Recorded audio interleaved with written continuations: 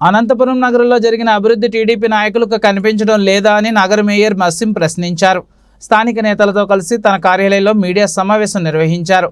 ఈ సందర్భంగా మేయర్ వసీం మాట్లాడుతూ టీడీపీ అధ్యక్షులు చంద్రబాబు నాయుడు, టీడీపీ అభ్యర్థి దగ్గుబాటి ప్రసాద్ టీడీపీ సభలో అర్బన్ ఎమ్మెల్యే అనంత వెంకటరామరెడ్డిపై చేసిన విమర్శలను ఖండించారు. గత 40 ఏళ్లుగా రాజకీయ జీవితంలో కొనసాగుతున్న ఎమ్మెల్యే అనంత వెంకటరామరెడ్డి 4 సార్లు ఎంపీగా, ఒకసారి ఎమ్మెల్యేగా, ప్రస్తుతం మరోమారు ఎమ్మెల్యే అభ్యర్థిగా పోటీ చేస్తున్నారని అన్నారు.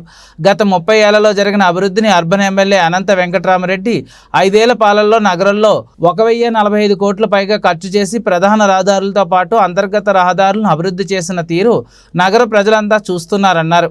ఎన్నో ఏళ్లగా అపరిష్కృతంగా ఉన్న డంపింగ్ యార్డ్ను 26 కోట్ల బయో మైనింగ్ ద్వారా డంపింగ్ యార్డ్ను శుభ్రం చేయించారన్నారు.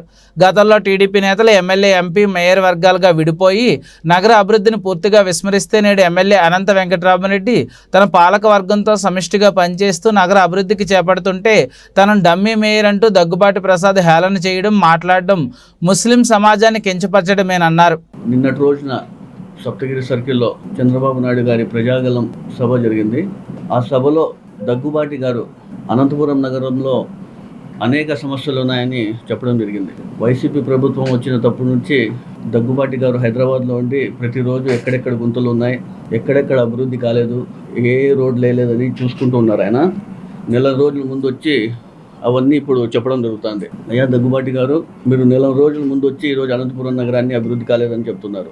అనంతపురం కాన్స్టిట్యున్సీలో ఎన్ని డివిజన్లు ఉన్నాయి, ఎన్ని పంచాయతీలు ఉన్నాయి, ఎంత విస్తీర్ణత ఉంది, ఫస్ట్ కొంచెం బేసిక్ నాలెడ్జ్ పెట్టుకొని మాట్లాడితే బాగుంటుందని దగ్గుబాటి గారిని తెలియజేస్తున్నాను. ఈరోజు మన గౌరవ శాసనసభ్యులు అనంత వెంకటరామరెడ్డి గారు అనంతపురం నగరానికి 1100 కోట్ల రూపాయలతో అభివృద్ధి కార్యక్రమాలు చేసినారంటే ఒకసారి మీరందరూ కూడా గమనించాల్సిన అవసరం ఏంటని తెలియజేస్తున్నారు. సూపర్ స్పెషాలిటీ హాస్పిటల్లో గత మీ ప్రభుత్వంలో ఏ విధంగా అయితే పనులన్నీ ఆగిపోయింటే వైఎస్ఆర్సీపీ ప్రభుత్వం వచ్చిన తర్వాత గౌరవ ముఖ్యమంత్రి వైఎస్ జగన్మోహన్ రెడ్డి గారిని కలిసి అనంత వెంకటరామరెడ్డి గారు 30 కోట్ల రూపాయలు తీసుకొచ్చి శాంక్షన్ చేయించుకుని దాన్ని మొత్తం రెడీ చేయించిన ఘనతగా ఎవరున్నారంటే మన గౌరవ శాసనసభ్యులు అనంత వెంకటరామరెడ్డి గారు.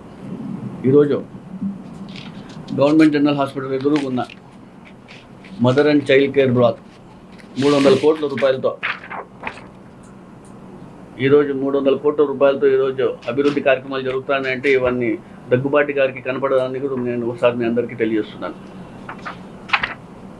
6 కొత్త అర్బన్ హెల్త్ సెంటర్లు తీసుకొచ్చిన ఘనత కూడా ఎవరు అంటే మన గౌరవ శాసనసభ్యులు అనంత వెంకటరామరెడ్డి గారు. ఒక్కొక్క అర్బన్ హెల్త్ సెంటర్ 8 లక్షల రూపాయలతో ఈరోజు తీసుకురావడం జరిగింది. 750 కోట్ల రూపాయలతో డిపిఆర్ని కూడా రెడీ చేసి మేము పంపించడం కూడా జరిగింది. 10th జూలై కూడా రావడం జరిగింది. ఇది ఒకసారి ఆయన గమనించాలి. నేను సెంట్రల్ మినిస్టర్ కలిసిండేది అండర్ గ్రౌండ్ గురించి కావాలని చెప్పి మాట్లాడడం కూడా జరిగింది. ఊరికే నేను చెప్పేది కాదు, ఇవన్నీ ఉండే వాస్తవాలు చెప్తున్నాయి. ఇవన్నీ ఈరోజు మేము అందరం కూడా నీతి నిజాయితీగా అందరు యూనిటీగా ఉండేది ఒక డమ్మీగా నీకు కనపడుతుందా? ఈరోజు అనంతపురం నగరం అభివృద్ధి చెందిందంటే ఈరోజు మేమందరం కూడా యూనిటీగా ఉన్నంత కారణమే ఈరోజు అనంతపురం నగరం ఏ విధంగా అభివృద్ధి చెందడం మీరు అందరూ ఒకసారి గమనించాలా. ఈరోజు అనంత వెంకటరామరెడ్డి గారి కృషి వల్లే కరువు ప్రాంతాలకు కూడా కృష్ణా జలాలు వస్తున్నాయంటే కూడా అనంత వెంకటరామరెడ్డి గారితోనే ఆయన కృషి అని కూడా మీ అందరూ తెలుసున్నాను. రాప్తాడు ప్రసాద్ రెడ్డి గారి హత్య కేసులో నువ్వు నిందితుడుగా ఉన్నావు. ఇవన్నీ నువ్వు ప్రోత్సహించుకుంటూ ఈరోజు ఏ విధంగా దాడులు చేపిస్తున్నావు ప్రజలందరూ గమనిస్తున్నారు.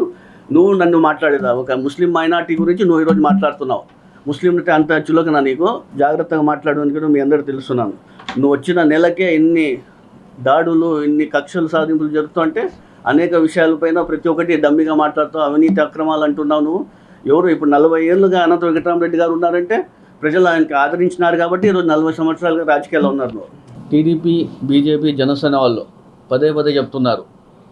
నిన్న అమిత్ షా గారు కూడా తెలంగాణలో కూడా చెప్పడం జరిగింది, 4% ఎట్టి పరిస్థితుల్లో మైనార్టీస్కి రద్దు చేస్తామని. ఇవన్నీ కూడా మీరు గమనించాలా. నిన్నటి రోజు చంద్రబాబు నాయుడు గారు వచ్చినప్పుడు టీడీపీలో ఉన్న సీనియర్ నాయకులు సాలార్ బాషా కానివ్వండి, జకీవుల్లా గారు కానివ్వండి, సైఫుద్దీన్ కానివ్వండి, అనేక మంది చాలా మంది ఉన్నారు. వీళ్ళు చంద్రబాబు నాయుడు గారు వచ్చినప్పుడు వీళ్ళు గుర్తించరా? మైనార్టీలకు ఇచ్చే గౌరవం ఇదేనా అని కూడా మీ అందరూ తెలియజేస్తున్నారు. అనేక మంది మైనార్టీ సోదరులు అందరూ కూడా చేరుతున్నారంటే కూడా దగ్గుబాటి గారు కానివ్వండి, దగ్గుబాటి పార్టీ టీడీపీ గారి పార్టీ ఎలా ఉంది అని కూడా వాళ్ళు ఒకసారి వాళ్ళ ఆత్మవిశ్వాసానికి తెలిసి ఈరోజు అందరూ చేరుతున్న విషయం కూడా మీరు గమనించాలా.